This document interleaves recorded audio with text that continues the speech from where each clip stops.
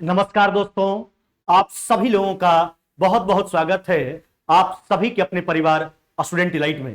प्यार दोस्तों, कल हम लोग नया चैप्टर का आगाज किए थे। उस चैप्टर का नाम क्या था? प्रॉफिट एंड लॉस, यानी लाभ और हानि। कल हमने इसका शुरुआत करवा दिया था आपको, और हमने प्रॉफिट एंड लॉस में 3 वर्ड शुरू में हमने क्लियर करवाया था। एक का नाम था कॉस्ट प्राइस यानी क्रय मूल्य, दूसरा का नाम था सेलिंग प्राइस यानी विक्रय मूल्य, तीसरा का नाम था मार्केट प्राइस यानी मार्केट प्राइस यानी फेस वैल्यू, जिसको हम हिंदी में कहा जाता है अंकित कीमत, अंकित मूल्य। हमने तीनों को क्लियर किया था, तीनों वर्ड को क्लियर किया था। इसके साथ साथ हमने आपको बतलाया था कि विक्रय मूल्य दो स्थिति से प्राप्त होता है। एक लागत मूल्य से ज्यादा में वस्तु को बेचना जहां लाभ का स्थिति बनता है, एक लागत कीमत से कम में वस्तु को बेचना जहां हानि का स्थिति बनता है। डिस्काउंट, हमने यह भी बात आपको बोला था कि लाभ हानि का तुलना हमेशा चेला क्रय मूल्य से करना है ना, क्योंकि कोई भी व्यक्ति लाभ हानि कहां से सोचेगा, अपना लागत कीमत से सोचेगा, है ना। अगर लागत कीमत से ज्यादा में बेचता है तो उसको समझिए लाभ हो रहा है, लागत कीमत से कम में बेचता है तो समझो उसको हानि हो रहा है। उसके बाद एक वर्ड और आया था जिसका नाम था डिस्काउंट यानी छूट। हमने बोला था कि कोई भी दुकानदार जो है लाभ कमाने हेतु, डिस्काउंट देने हेतु अपने वस्तु का कीमत जो बढ़ा करके अंकित करता है, इसी को कहा जाता है अंकित कीमत। मार्केट प्राइस यानी फेस वैल्यू कहा जाता है। इस पर दुकानदार परिस्थिति सोचा रहता है कि इतना का डिस्काउंट भी दे देंगे, इतना का हमको लाभ भी हो जाएगा। तो डिस्काउंट हमेशा मार्केट प्राइस पर ही दिया जाता है। कोई भी दुकानदार बुड़बक नहीं होगा जो डिस्काउंट क्रय मूल्य पर देगा। डिस्काउंट तो तभी दे सकता है जो अपना कीमत को बढ़ा करके रखेगा। तो यह सब सारा चीज हमने क्लियर कर दिया था आपको, और यह बात हमने दोनों बात स्पष्टता के साथ बताया था कि लाभ हानि का तुलना चेला हमेशा क्रय मूल्य से करना, लेकिन डिस्काउंट हमेशा मार्केट प्राइस पर दिया जाता है ना। उसके बाद हमने पहला टॉपिक का प्रश्न भी आपको क्लियर करवा दिया था, जहां क्रय मूल्य विक्रय मूल्य निकालने के लिए हमने आपको सिखलाया था विदाउट कोई फार्मूला, केवल फ्रैक्शन से बतलाया था। फ्रैक्शन हमने परसेंटेज में ही आपको क्लियर करवा दिया था। लाभ या वृद्धि का फ्रैक्शन जोड़ करके निकालते हैं, और मूल फ्रैक्शन 100/100 जोड़ेंगे तो ऊपर जोड़ेंगे, हानि बट्टा छूट कमी का फ्रैक्शन घटा करके निकालेंगे। घटाते कैसे, घटाते कहा, ऊपर घटाते हैं नहीं, नीचे परमानेंट 100। हमने यह बोला था कि आप इस स्थिति में सोचोगे कि जो चीज आपको निकालना है वह मान बढ़ेगा कि घटेगा, स्थिति के हिसाब से फ्रैक्शन का इस्तेमाल करने के लिए हमने आपको सिखलाया है। अगर मान को बढ़ाना है तो बड़ा वाला ऊपर, छोटा वाला नीचे। अगर मान को घटाना है तो छोटा वाला ऊपर, बड़ा वाला नीचे। चलिए अब चलते हैं टॉपिक नंबर 2 में। इसमें डबल कंडीशन है। जैसे कल का प्रश्न आपने देखा होगा टॉपिक नंबर 1 का, वहां कहता था इतना रुपया लागत है तो 20% लाभ पर भी क्रय मूल्य बताइए, 25% हानि पर भी क्रय मूल्य बताइए, या फिर कहता था इतना में बेचने पर 20% का लाभ होता तो क्रय मूल्य बताओ, इतना में बेचने पर 20% का हानि होता तो क्रय मूल्य बताओ। तो कल क्रय मूल्य विक्रय मूल्य निकालने के लिए हमने सिखलाया था, जिसमें सिंगल कंडीशन हुआ करता था। टॉपिक नंबर 2 में आपका डबल कंडीशन का प्रश्न है। चलिए बहुत ही आसान सा सवाल है। अब देखिए, आइए टॉपिक नंबर 2 को क्लियर करते हैं। कहता है कि वस्तु को 720 रुपया में बेचने पर 10% का हानि होता है, इसे कितने में बेचने पर 20% का लाभ होगा। देखिए डबल कंडीशन है, तो पहले एक बार हम बिल्कुल आराम से आपको सिखलाते हैं। देखो डबल कंडीशन के प्रश्न में भाई हमेशा सबसे पहले क्रय मूल्य निकालना। क्या निकालोगे आप? क्रय मूल्य निकालोगे। उसके बाद जो ऐसे कि हम विक्रय मूल्य निकालेंगे। डबल कंडीशन के प्रश्न में हमेशा सबसे पहले क्या निकालेंगे? क्रय मूल्य निकालेंगे। अब सोचो ना, 720 रुपया में बेच रहा है, कितना में? 720 में, और हो क्या रहा है? 10% का हानि। अगर कोई वस्तु 720 में बेचा जा रहा है और 10% का हानि हो जा रहा है, इसका मतलब है कि बेचा जा रहा है कम में, लागत कीमत ज्यादा होगा, कम में बेच रहा है तब ने हानि हो जा रहा है, यानी लागत कीमत ज्यादा होगा, 10% हानि का फ्रैक्शन 90/100, लेकिन क्रय मूल्य ज्यादा करना है तो ज्यादा वाला ऊपर और कम वाला नीचे। चलिए 90 से काट लीजिए 8 बार में, यानी लागत कीमत कितना हो जाएगा आपका? लागत कीमत हो जाएगा आपका 800 रुपया। यह तो क्रय मूल्य आ गया। कहता है इसे कितना में बेचने पर 20% का लाभ होगा। अब आपको क्या चाहिए? विक्रय मूल्य चाहिए। भी तो क्रय मूल्य निकाल लिए, अब हमको चाहिए विक्रय मूल्य। क्या चाहिए मेरे भाई? विक्रय मूल्य चाहिए। देखिए तो 800 रुपया क्रय मूल्य आ गया। अब चाहिए आपको विक्रय मूल्य 20% लाभ पर, तो लाभ कमाना है तो ज्यादा में बेचना होगा, यानी 120/100 है ना।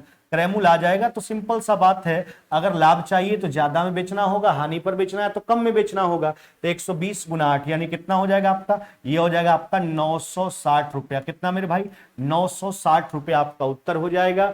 कौन सा आंसर करोगे आप? ऑप्शन नंबर सी जो है कि आपका राइट आंसर हो जाएगा। क्या हो जाएगा आपका? ऑप्शन नंबर सी, यानी 20% लाभ कमाने हेतु इस वस्तु का जो विक्रय मूल्य होगा वो विक्रय मूल्य कितना हो जाएगा मेरे भाई? तो 960 रुपया। कितना हो जाएगा आपका? 960 रुपया हो जाएगा।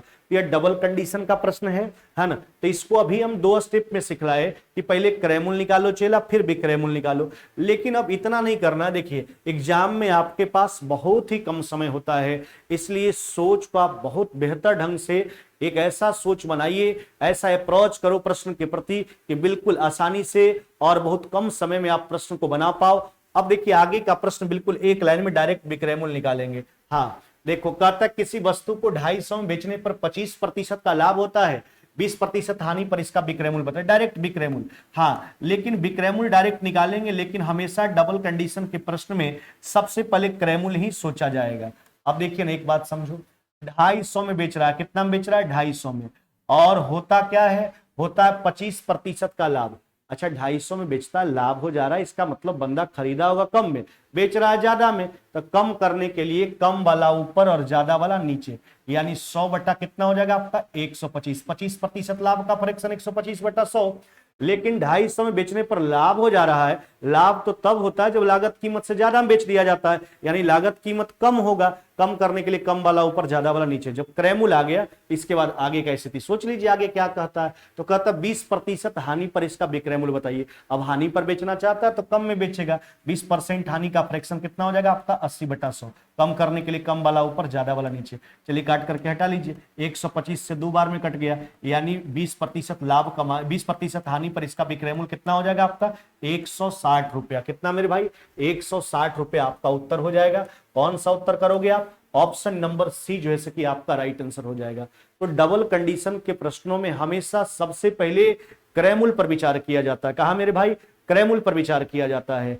देखिए ध्यान देना मेरे भाई, अभी हमने कल भी चर्चा किया था कि चेला वैकेंसी का भरमार है। आपने झारखंड एसएससी देखा, झारखंड उत्पाद सिपाही देखा, दिल्ली पुलिस देखा आपने, है ना। उसके बाद आज देखिए बिहार पुलिस का वैकेंसी आ गया है ना। वो अभी 20,000 से ज्यादा वैकेंसी।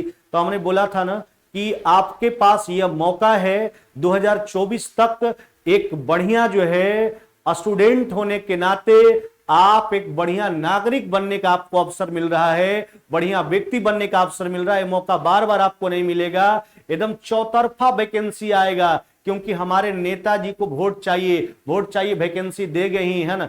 तो बिहार में भी चुनाव, झारखंड भी चुनाव, आपका सेंट्रल भी चुनाव, एकदम वैकेंसी आएगा। अभी तुरंत फिर रेलवे का आएगा, बिहार दरोगा भी आएगा। इसलिए आप हो जाइए बिल्कुल तैयार। अभी तक आप जो सुस्ती आपके शरीर में था ना, उसको आप खत्म कीजिए। और बिल्कुल कल ही हमने आपको बोला था कि बिल्कुल पागलपंथी अब आपके माइंड में सेट हो जाना चाहिए कि जब तक नौकरी नहीं तब तक चैन नहीं होना चाहिए। क्योंकि यह अपॉर्चुनिटी आपको फिर दोबारा ऐसा अपॉर्चुनिटी खोजने के लिए फिर 5 साल वेट करना होगा। 5 साल कौन जानता है आपके साथ क्या होगा, मेरे साथ क्या होगा, किस किस के साथ ऐसा कोरोना आया। देखिए किस किस के साथ कैसा कैसा विडंबना हो गया, कितना सारा परिवार कोरोना में बर्बाद हो गया, कितना आबाद भी हो गए, लेकिन ज्यादा लोग तो बर्बाद ही हुए। इसलिए चेला एकदम हम कहेंगे बिल्कुल आपके लिए बहुत ही बढ़िया अपॉर्चुनिटी है। इस अपॉर्चुनिटी को आप अपने हाथ से खोने ना दें और बिल्कुल तैयारी में लग जाएं। एकदम जो सब फॉर्म को डालिए, आप जहां भी आप एलिजिबल हैं फॉर्म डालिए, मेहनत कीजिए। ऐसा नहीं कि यह फॉर्म नहीं डालेंगे, यह सब फॉर्म डालिए। जहां भी आप एलिजिबल हैं जिस फॉर्म के लिए, फॉर्म डालिए, मेहनत कीजिए और एकदम जोश और जुनून के साथ लग जाइए। एकदम नौकरी लेके रहना है चेला। हम बार बार कल ही से आपको बोल रहे थे। देखिए आज बिहार पुलिस का वैकेंसी आ गया है ना, बिहार दरोगा भी आ जाएगा, जल्दी आ जाएगा, इसी माह के अंत तक या अगला महीना के फर्स्ट वीक में आ जाएगा। एकदम तैयार रहिए आप लोग। चलिए आगे आ जाइए। कहता है पंखा को 600 रुपया में बेचने पर 20% का लाभ होता है, 15% लाभ पर इसका विक्रय मूल्य। डबल कंडीशन का ही प्रश्न है, तो डबल कंडीशन के प्रश्न में हमेशा क्रय मूल्य पर विचार किया जाता है। अब सोचो पंखा को 600 में बेचा जाता है, तब हो जाता है 20% का लाभ। हमेशा पहले क्रय मूल्य सोचेंगे। अच्छा 600 में बेच रहे हैं, लाभ हो जा रहा है। लाभ कब होता है मेरे भाई? जब लागत कीमत से ज्यादा में बेचा जाता है, नहीं लागत कीमत कम होगा। 20% लाभ का फ्रैक्शन 120 बटा 100, लेकिन कम करना है, कम वाला ऊपर ज्यादा वाला नीचे। यह क्रय मूल्य आ गया। अब आपको क्या चाहिए, 15% लाभ चाहिए, है ना। तो लाभ चाहिए तो ज्यादा में बेचना होगा, 115 बटा कितना हो जाएगा आपका 100। चलिए 100 से 100 काट लीजिए, 120 से आपका कट जाएगा 5 बार में, यानी आपका रिजल्ट कितना हो जाएगा मेरे भाई, ये हो जाएगा आपका 1575 रुपया। कितना मेरे भाई, 1575 रुपया आपका राइट आंसर है। ऑप्शन कौन सा टिक करोगे आप, ऑप्शन नंबर सी आपका राइट आंसर है। बस डबल कंडीशन के प्रश्नों में मेरे भाई बहुत ही आसान सा लॉजिक है, पहले क्रयमूल्य पे जाओ, उसके बाद आगे का स्थिति सोचना है। अगर लाभ कमाना है तो वस्तु को ज्यादा में बेचना होगा, हानि पर बेचना है तो वस्तु को कम में बेचना होगा। चलिए अगला प्रश्न पे आ जाइए। कहा था यदि 1080 रुपए प्रति खिलौना बेचने पर जो है 10% का हानि होता, 20% लाभ कमाने के लिए खिलौना का जो है आपसे विक्रय मूल्य पूछा जा रहा है, नहीं खिलौना का विक्रय मूल्य पूछा जा रहा है। पहले क्रय मूल्य निकालेंगे। अच्छा देखिए 1080 में बेचने पर हानि हो जाता है। अच्छा 1080 रुपए में बेच रहा, हानि हो जा रहा है। हानि तो तब होता है जब लागत कीमत से कम में बेचा जाता है, यानी लागत कीमत ज्यादा होगा। 10% हानि का फ्रैक्शन 90/100, लेकिन बढ़ाने के लिए बड़ा वाला ऊपर छोटा वाला नीचे, यह क्रय मूल्य आ गया। अब देखिए क्या चाहिए आपको, लाभ चाहिए। तो लाभ चाहिए तो ज्यादा में बेचना होगा, 120 बटा कितना हो गया आपका 100। चलिए कैलकुलेट करके हटा लीजिए। देखिए 90 से कट जाएगा आपका 12 बार में, वर्णमार टोटल से बराबर है 144 पर एगो जीरो बैठा दीजिए, यानी 1440 रुपया आपका राइट आंसर हो जाएगा। कितना मेरे भाई, 1440 रुपया आपका राइट आंसर हो जाएगा। ऑप्शन कौन सा टिक करोगे आप, ऑप्शन नंबर डी जो है कि आपका राइट आंसर हो जाएगा मेरे भाई। कौन सा, ऑप्शन नंबर डी आपका बिल्कुल राइट आंसर हो जाएगा। चलिए अगला प्रश्न पे आ जाइए। देखो एक वस्तु को 720 रुपया में बेचा जाता है, 20% का हानि होता है, 15% हानि पर विक्रय मूल्य बताना है। 15% हानि पर आपको विक्रय मूल्य बताना है, नहीं। अब देखिए ना 720 रुपया में बेच रहा है, नहीं, और हो जा रहा है 20% का हानि। हानि तो तब होता है जब लागत कीमत से कम में बेचा जाता है, यानी लागत कीमत ज्यादा होगा। 20% हानि का फ्रैक्शन 80/100, लेकिन बढ़ाने के लिए बड़ा वाला ऊपर और छोटा वाला नीचे, यह क्रय मूल्य आ गया। अब विक्रय मूल्य 15% हानि पर विक्रय मूल्य, हानि पर बेचना नहीं कम में बेचना होगा, 85 बटा कितना मेरे भाई 100।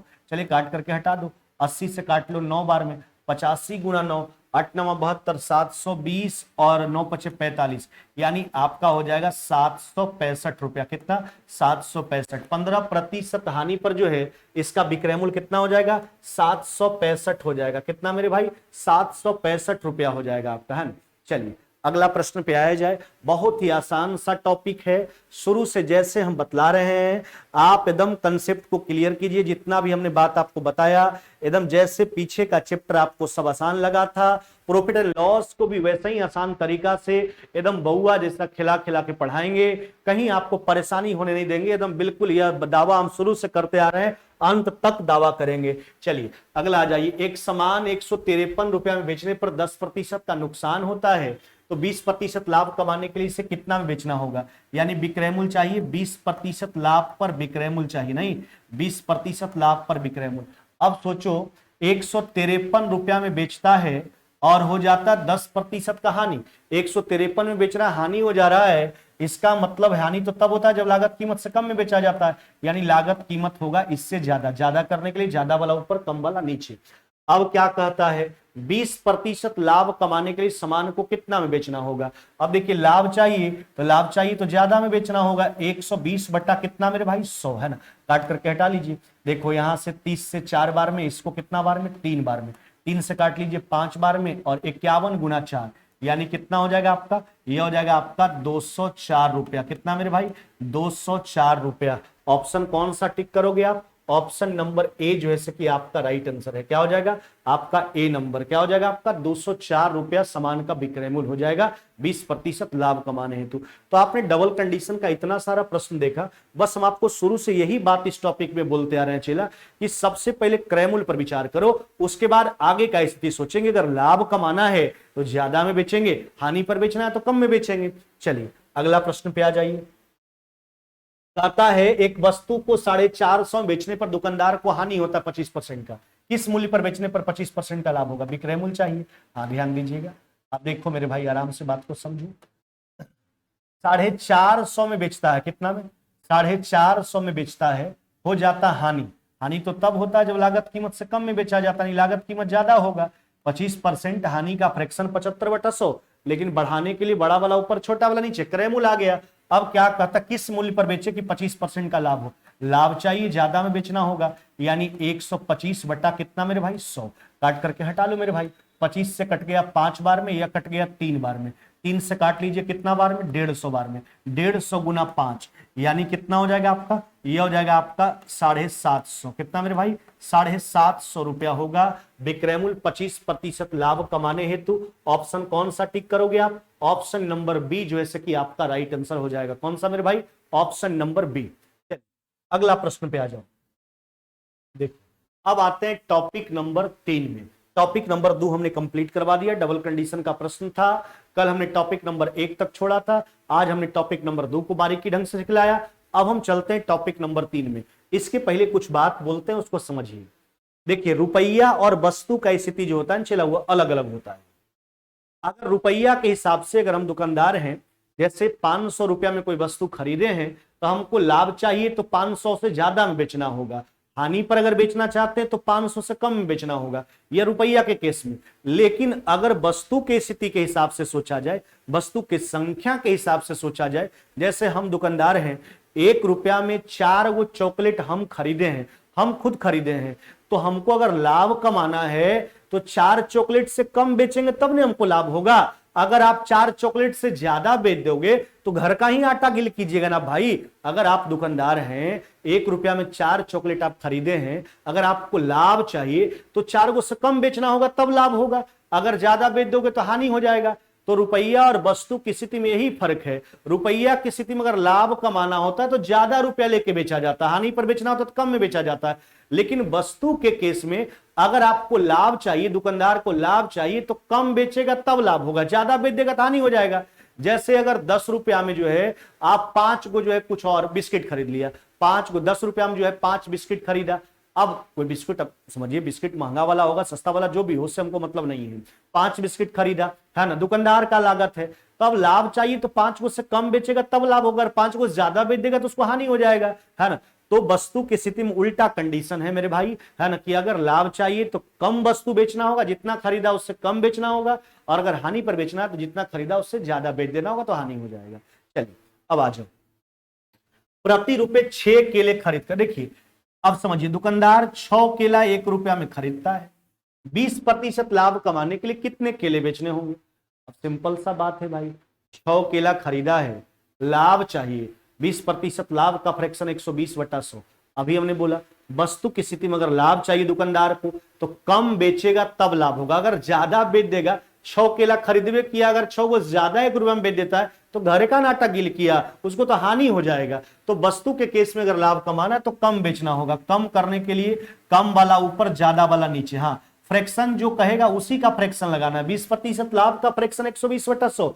लेकिन स्थिति के हिसाब से अगर बढ़ाना है तो बड़ा वाला ऊपर छोटा वाला नीचे, कम करना है तो कम वाला ऊपर बड़ा वाला नीचे। कैलकुलेट कर लो, देखो 6 से 20 बार में, 20 से 5 बार में, यानी 1 रुपया में कितना केला बेचना होगा उसको, तो 5 केला बेचना होगा। कितना मेरे भाई 5 केला, है ना। दुकानदार जो है अगर 1 रुपया में 6 केला खरीदा है, उसको लाभ चाहिए 20% का, तो 5 बेचना होगा। एकदम कान खोल करके इस बात को आप बिल्कुल सेट कर लीजिए माइंड में। रुपया की स्थिति में अगर दुकानदार को लाभ चाहिए तो लागत कीमत से ज्यादा में बेचना होगा, अगर हानि पर वस्तु को बेचना है तो लागत कीमत से कम में बेचना होगा। लेकिन अगर वस्तु का केस का बात किया जाए तो लाभ चाहिए तो जितना वस्तु खरीदा है उससे कम वस्तु बेचेगा तब लाभ होगा, अगर उससे ज्यादा बेच देगा तो हानि हो जाएगा। हाँ अगला प्रश्न पे आते हैं। कहता है एक विक्रेता 150 बटन प्रति रुपया बेचता है, 20% का लाभ होता है। देखिए 150 बटन 1 रुपया में बेचा और उसको हो गया लाभ।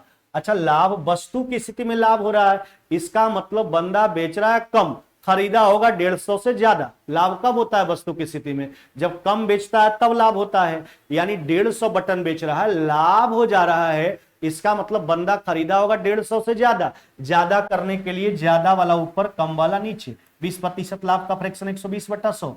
15 बढ़े कितना हो गया आपका 180।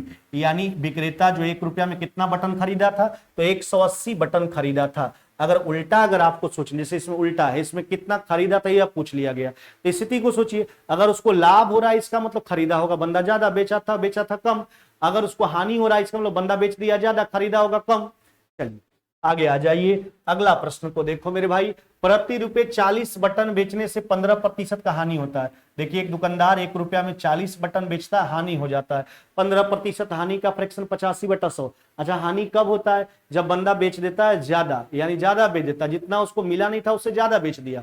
इसका मतलब मिला होगा 40 को से कम, तो कम करने के लिए कम वाला ऊपर, ज्यादा वाला नीचे। तो कितना खरीदा था? तो 40 से कम ही मिला था उसको, 85/100। हाँ ध्यान दीजिएगा, 70 पचे 85, 20 पचे 100, 20 से 2 बार में, यानी 17 गुना 2 कितना हो जाएगा? 34। यानी 1 रुपया में जो है वह कितना बटन खरीदा था? तो 34 बटन खरीदा था। बेच रहा था ज्यादा, इसलिए उसको हो रहा था हानि। अगला प्रश्न पे आ जाइए, देखो अगला प्रश्न क्या कहता है। प्रति रुपए 40 बटन खरीदकर 20% हानि पर बेचने पर जो है कितने बटन बेचे जाएंगे? अच्छा, 1 रुपया में 40 बटन खरीदा है, 20% हानि पर बेचना चाहता है, तो वस्तु के केस में हानि तब होगा जब ज्यादा बेच देगा तब। तो ज्यादा करने के लिए ज्यादा वाला ऊपर, कम वाला नीचे, है ना। चलिए 40 से 2 बार में, 2 से काट लीजिए 50 बार में, यानी कितना बटन बेचना होगा मेरे भाई? 50 नहीं, 50 बटन बेचना होगा। ऑप्शन कौन सा टिक करोगे आप? ऑप्शन नंबर बी हो जाएगा आपका, है ना। 40 बटन खरीदा है, 20% हानि पर बेचने का बात किया गया है। हानि तो तब होगा जब ज्यादा बेच देगा 40 को से, तब ज्यादा करने के लिए ज्यादा वाला ऊपर, कम वाला नीचे। अगला प्रश्न पे आ जाइए, कहता 7 रुपया में, देखिए रुपया से कोई फर्क नहीं है, 1 रुपया में खरीदने का बात किया था, यहाँ 7 रुपया में। 7 रुपया में 15 आम खरीदा है। कितना आम खरीदा है? 15। 25% लाभ कमाने के लिए 7 रुपया में कितना आम बेचना होगा? तो 7 रुपया तो कांस्टेंट है, इससे तो कोई मतलब है ही नहीं। 7 रुपया में ही खरीदने का बात किया, 7 रुपया में ही बेचने का बात किया, तो उससे कोई मतलब। हाँ, रुपया एक्सचेंज करता तो कोई बात होता, वैसा भी प्रश्न आपको सिखलाएंगे। चलिए 7 रुपया में 15 आम खरीदा है, 25% लाभ चाहिए। लाभ चाहिए वस्तु के केस में तो कम बेचना होगा, कम करने के लिए कम वाला ऊपर और ज्यादा वाला नीचे। चलिए काट लीजिए, 25 से 4 बार में, 25 से कितना बार में? 5 बार में, 5 से 3 बार में, यानी 4 गुना 3। आपका उत्तर कितना हो जाएगा मेरे भाई? 12। कितना हो जाएगा? 12। 7 रुपया में कितना आम बेचा जाए? तो 25% लाभ कमाने के लिए 12, है ना। बस सीधा सा बात समझिए कि वस्तु के केस में अगर दुकानदार को लाभ चाहिए तो जितना वस्तु बंदा खरीदा है उससे कम बेचेगा तब लाभ होगा, अगर उससे ज्यादा बेच देगा तो उसको हानि हो जाएगा। चलिए अगला प्रश्न पे आ जाइए। 60 रुपया में 20 वस्तु बेचने पर 20% का लाभ होता है। 60 रुपया में कितना वस्तु खरीद, रुपया से कोई मतलब नहीं, 60 रुपया में खरीदने का बात है, 60 रुपया में बेचने का बात है। तो 20 वस्तु बेचता हो जाता है 20% का लाभ। लाभ तो तब होता है जब बंदा कम बेचता है वस्तु के केस में, यानी खरीदा होगा 20 को ज्यादा, 120/100, यानी 60 रुपए में बंदा कितना वस्तु खरीदा था? तो हो जाएगा 12 गुना 2, कितना हो जाएगा आपका? 24 वस्तु खरीदा था। कौन सा उत्तर हो जाएगा मेरे भाई? ऑप्शन नंबर सी जो है कि आपका राइट आंसर हो जाएगा। क्या हो जाएगा? Option number C. यानी आज हमने आपको टॉपिक नंबर 2 और टॉपिक नंबर 3 आपको कंप्लीट करवा दिया, है ना। चलिए अब ज्यादा नहीं, जितना बताते हैं बारीकी ढंग से उतना ही लोड लीजिए, जितना आप आसानी से कवर कर पाए। बिल्कुल हम सब पूरा सिलेबस कंप्लीट करवा देंगे, हर एक एग्जाम से पहले कंप्लीट करवा देंगे, इसलिए वह टेंशन मेरा है। आप कतई माथा में यह टेंशन नहीं लो कि सर फंसा देंगे, अटका देंगे, नहीं चला। हमने जैसे जिस हिसाब से जिम्मेदारी आपका उठाया है वह जिम्मेदारी का निर्वहन करना मेरा कर्तव्य है, और हम उस कर्तव्य के प्रति जो है बिल्कुल निरंतरता के साथ काम करते आ रहे हैं और आगे भी काम करेंगे। पूरा सिलेबस कंप्लीट करेंगे। बस आपसे हाथ जोड़कर यही विनती है कि आपके आसपास जितने पढ़ने वाले लोग हैं सब लोग को आप लोग कन्विंस कीजिए कि वो पागल मास्टर पढ़ाता है, एक बार पढ़ के जरिए देख लो, है ना। ताकि देखिए ऑनलाइन यह मेरा पहला बैच है, हम शुरू से बोलते आ रहे हैं, लोग बहुत जुड़ रहे हैं, सब लोग को बढ़िया लग रहा है। अगर आपके भी दोस्त, मुहिम, कजन, भाई बहन जितने भी हैं अगर पढ़ेंगे तो उनको भी मजा आएगा, मजा के साथ साथ नौकरी लगा देंगे। हम ये गारंटी कहते हैं नौकरी लगा देंगे हम आपको, हम मेहनत करवा के आपसे नौकरी लगा देंगे। बस आप केवल एकदम पागल हो जाइए, नौकरी के प्रति आप दीवानापन बना लीजिए अपने माइंड में कि एकदम दीवाना हो जाएगी। जब तक नौकरी नहीं लगेगा तब तक हमको चैन का सांस नहीं लेना है। बिल्कुल उस दिन समझिए आपका नौकरी लग गया, है ना। चलिए फिर मुलाकात होगी हम लोग का नेक्स्ट क्लास में, यानी कल। तब तक विदा लेते हैं। जय हिंद, जय भारत।